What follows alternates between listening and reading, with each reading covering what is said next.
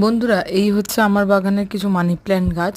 আমি ওই প্রায় 4 রকমের মানি প্ল্যান্ট গাছ আমার বাগানে লাগিয়েছি। তার মধ্যে এই মানি প্ল্যান্টের ভ্যারাইটিটা খুব বড়।